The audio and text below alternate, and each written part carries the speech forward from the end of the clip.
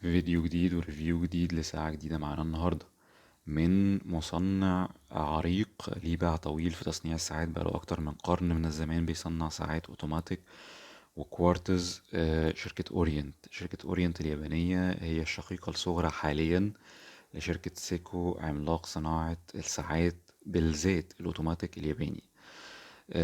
شركة سيكو وأورينت بيصنعوا نفسهم الموفمنتس بتاعتهم لساعاتهم بالساعات الأوتوماتيك، ودي حاجة مهمة جدا في عالم الساعات، ان الشركة اللي بتصنع القلب ومحرك الساعة بنفسها بتصنعه لنفسها وبنفسها.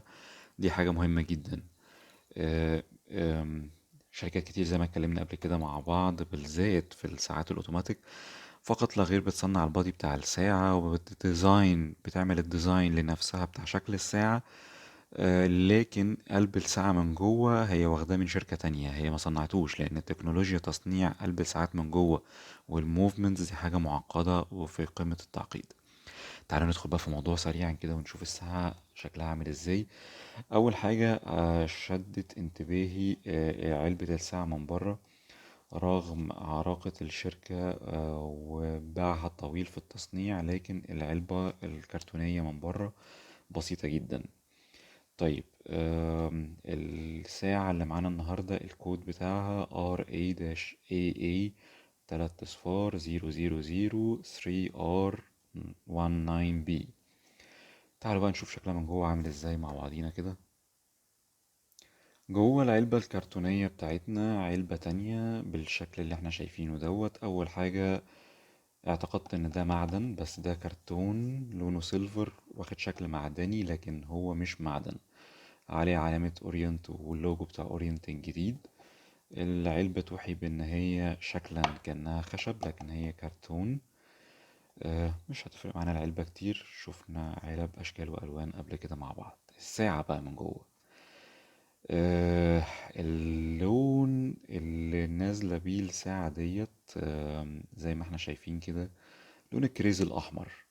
كنا عملنا فيديوهات بسيطة كده سريعا الفترة اللي فاتت عنها، نستعرض فيه اللون وشكله و آه، عامل ازاي في الحقيقة.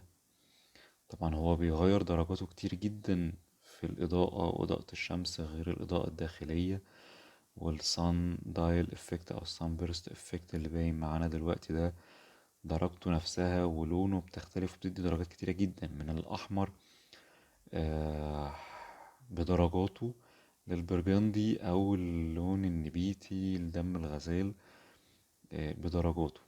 تعالوا نتكلم عن الساعة أكتر ونشوف بقى شكلها بره، العلبة بتاعتها عاملة ازاي.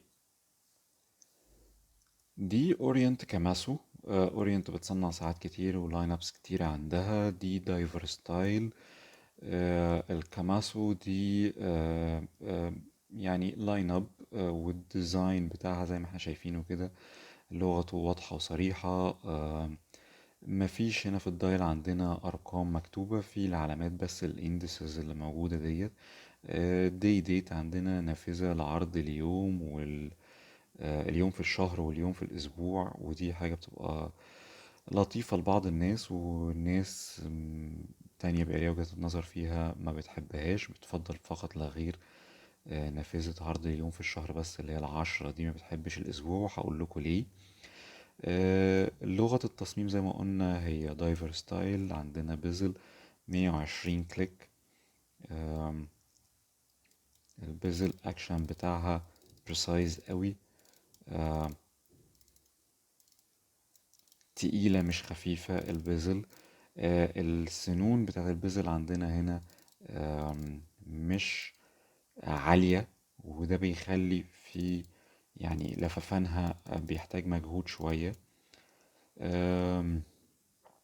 كراون سكرو داون عادي زي الدايفر ستايل كله، لازم يبقى سكرو او الووز علشان نقدر نفتحه. فتح اول تكة اللي فتح عليها دي بتاعت الوايندنج، دي فيها مانيوال وايندنج مالوة عن طريق الايد. انا دلوقتي بملاها، دي اوتوماتيك طبعا. آه وفيها اوتوماتيك وايندنج، يعني مع الحركة العادية الروتور اللي جوه بيتحرك علشان يملاها هو، فاذا انا مش محتاج ان انا املاها بالاسلوب المانيوال وايندنج ده. التكة التانية بعد كده عندنا بتغير في الساعة. التكة اللي بعدها بتغير، سوري، التكة اللي بره خالص بتغير في الساعة. التكة الوسطانية ديت بتغير في اليوم في الأسبوع، وأنا مش عارف أجيبها بالظبط، في اليوم في الشهر هيت. يبقى هما 3 تكات. أول ما بنعمل سكرو داون للكراون عندنا، أو بنفك القلاووز بتاعه، أول حاجة بقى مانيوال وايندنج بملاها في الاتجاه دوت. والتكة اللي بعد كده بتبقى اليوم في الأسبوع، وبعدين اليوم في الشهر، وبعدين بره خالص ماله الساعة نفسها، سوري، ظبط الساعة نفسها. طبعا احنا في الساعات الأوتوماتيك اتجاه لف الساعة لما باجي اظبطها، وفي اتجاه لف انا طبيعي، ما لفهاش في الاتجاه العكسي ابدا عشان التروس اللي جوه ما يحصلش فيها اي مشكلة. طيب بدخل الكراون تاني لجوه خالص. الموفمنت اللي عندنا هنا ده موفمنت من سيكو. زي ما قلنا ان هاوس موفمنت هي اللي عاملاه، اللي هو اف 69 22. ده فيه هاكينج زي ما شفنا. هاكينج يعني ايه؟ هاكينج يعني انا لما ببقى بظبط الساعة نفسها وفي اخر تكة بره عقرب الثواني بيقف، وبظبط ساعتي في الاتجاه بتاعي الطبيعي اللي اتكلمنا عليه زي ما انا عايز. ولما بدخل تاني عقرب الثواني بيكمل لففان من مكان ما وقف. في ساعات كتير الموفمنتس بتاعها ما فيهاش الحركة ديت وما فيهاش الاوبشن دوت، اوبشن الهاكينج. بيبقى فقط لا غير. يعني انا بظبط الساعة وعقرب الثواني بيبقى مكمل معايا لف، فبيبقى ظبط الثواني صعب قوي. هقدر اظبط الدقايق والساعات فقط لا غير. طيب نتكلم عن ابعاد الساعة. ابعاد الساعة 47 لاج تو لاج من بره خالص، 47 ملي، و 41 ملي و8 من 10، أقل من 42 ملي بشوية بسيطة. والسكنس أو السمك بتاع الساعة 13 ملي. الساعة مزودة بكريستال سفاير، ودي ميزة مهمة جدا عندنا علشان الخدوش. و السفاير طبعا بيطمن جدا. انا بحاول اوريلكوا تغير الالوان جوه في الدايل عامل ازاي. الكريستال سفاير طبعا بيبقى اضافة جامدة جدا للساعة عن المينرال كريستال الطبيعي. دي ابعاد الساعة. اللاج تو لاج هنا عندنا 22 ملي عرض الاوستيك بتاعها. الاوستيك عندنا هنا اللوجو بتاع اورينت طبعا مختوم بيه، والكراون هنا عندنا برضو مختوم باللوجو بتاع اورينت. أه طيب تعالوا نشوف شكل الساعة كده في اللبس هيبقى شكله عامل ازاي. الساعة دي ضد المية طبعا ل200 متر، 20 بار اهي مكتوبة، واوتوماتيك. ظاهرة عندنا هنا في الداير من جوه، 20 بار ووتر ريزيستنت. تعالوا نشوف كده شكلها في اللبس عامل ازاي وشكلها في اللوم عامل ازاي. ده شكل الساعة في اللبس. طبعا انا بالنسبة لي الديزاين الدايفر ستايل من اورينت يمكن ليه لغته وفي التصميمية، وليه آه، باين تصميمهم عايز اقول اختلافهم عن ديزاينات تانية كتير شفناها في الدايفر ستايلز قبل كده. ليهم لغة خاصة بيهم شوية. لون الدايل ده ما اعتقدش ان حد عمل زيه بالدرجة دي قبل كده. في شركات تانية كتير عاملة اللون الاحمر اللي هو التشيري ريد دوت، لكن مش زي الدرجة اللي هم عاملينها دي.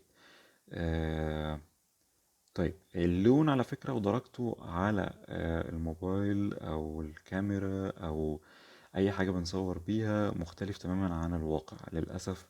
الكاميرات كلها اللي حاولت ان انا اصور بيها مش قادرة تجيب اللون على الواقع عامل ازاي وفي الحقيقة عامل ازاي وتغيره والدرجات اللي بيديها الكتير. طيب تعالوا نشوف كده اللوم شكله هيبقى عامل ازاي في ساعة زي ديت مع بعض. باين اللوم عندنا شكله عامل ازاي، وده طبعا بدون التعرض للشمس واليو في، هي مجرد بس الضوء اللي بنصور بيه. اللون طبعا بتاعها مميز جدا، لونه اخضر، سنة بسيطة رايح ناحية الازرق، لكن هو اخضر بالاساس. عقرب الثواني، الدقايق، الساعات، وكل العلامات عندنا مضيئة. طبعا البيزل مش لوم، دي البيزل هنا ألمنيوم مش سيراميك ومش سفاير، لكن الكريستال نفسه بتاع الساعة هو اللي سفاير. هنحاول نشوف شكل الدايل في أكتر من ضوء، أكتر من تون للضوء بنصور بيه، ونشوف كده هيفرق معانا ولا لأ. باين إن في الإضاءة الورم شكل ولون الدايل اختلف شوية، في فرق شوية في التون. تعالوا نشوف في إضاءة تانية هيبقى عامل ازاي.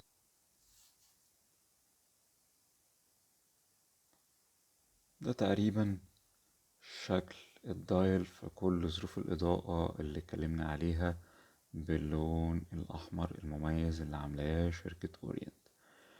ده تقريبا كان كل حاجة عندنا عن الساعة نقدر نتكلم عليها، فقط لا غير آخر حاجة أحب أنوه عنها إن الأوستيك بتاع الساعة